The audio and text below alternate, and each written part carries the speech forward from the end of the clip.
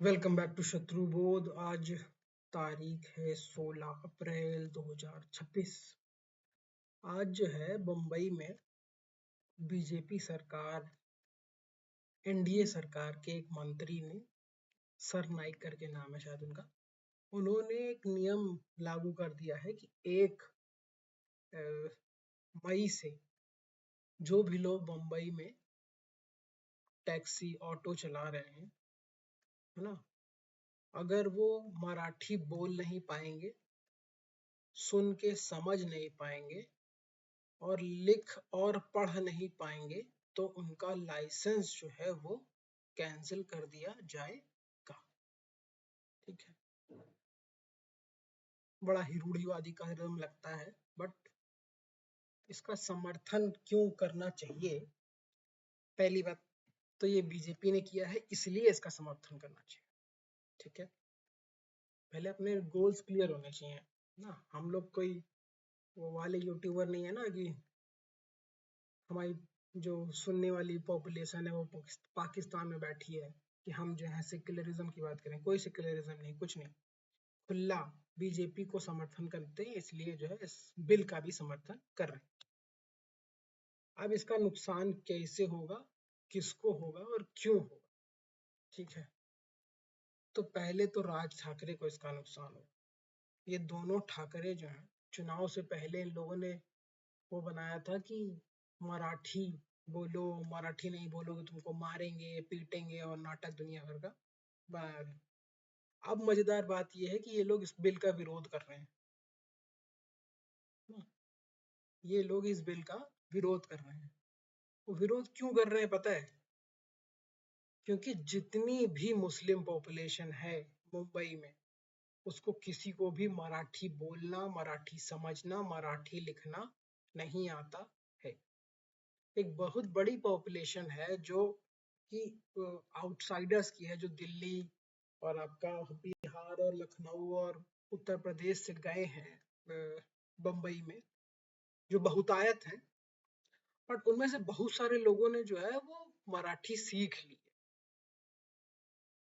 ऐसा मुझे लगता है कम से कम कि ढेर सारे लोगों ने जो है मराठी सीख ली है। और क्योंकि वो कुछ कुछ तो जनरेशन से वहां रह रहे हैं, 20-20 साल, 10-10 साल हो गया उन लोग को वहां रहते, तो उन लोगों ने पढ़ना बोलना भी मराठी में सीख लिया है। क्योंकि कल को अगर इशू होता तो वो लोग भाई उसी तरह से उससे निपट सकते हैं। मतलब कोई अगर पकड़ ले कॉलर ना, तो सुधर सकते हैं।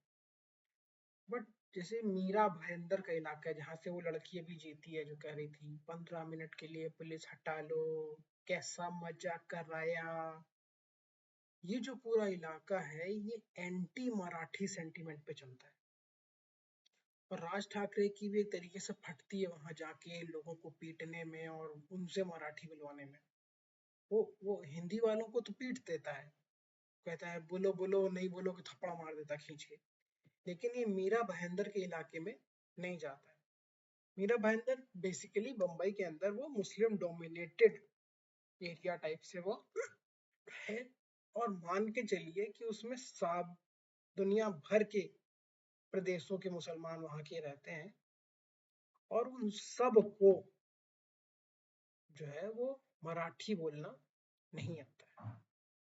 ठीक है, अब थोड़ा सा और पीछे जाते हैं।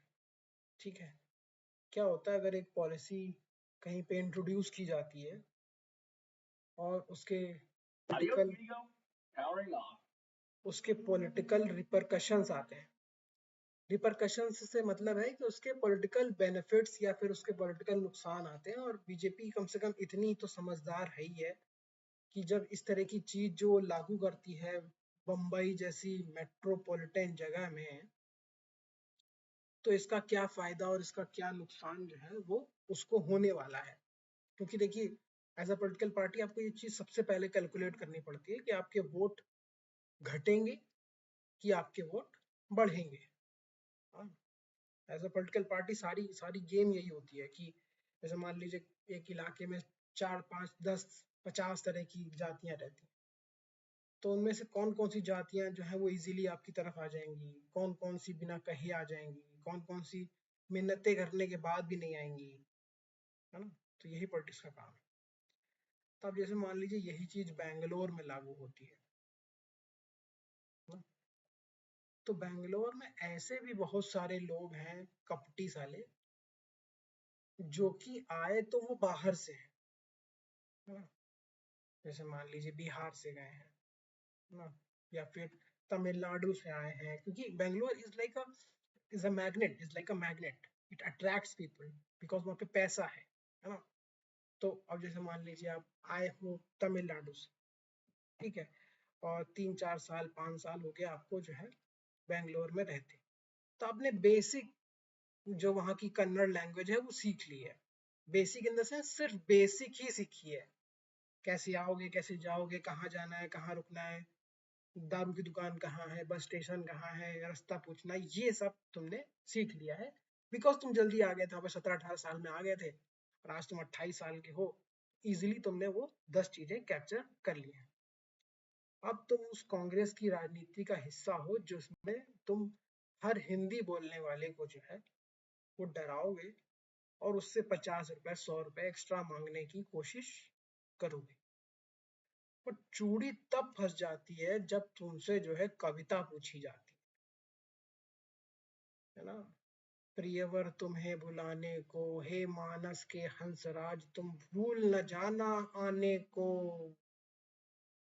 तब तुम्हारी जो वो 10 साल की सिखलाई पढ़ाई जो है वो हो जाती है नाश। वो सिर्फ उसी के काम आएगी जो बेचारा जो है वो कर्नाटक के धुरी के अंदर जिसने जो है वो माध्यमिक शिक्षा ली है ना, खतरनाक हिंदी बोल रहा हूँ मैं। तो जिसने वो माध्यमिक शिक्षा ली है ना, जिसने जो थोड़ा सा ध्यान दिया था स्कूल में जब कविता पाठ हो रहा था, ये नौकरी अब उसको मिलेगी। और ये इसमें इसमें बहुतायत ऐसे हैं जो बांग्लादेशी हैं, इनको सबको बांग्लादेशी मान के ही ट्रीट करना पड़ेगा, क्योंकि इन लोगों ने वहां पे इस तरीके से अपना एक एक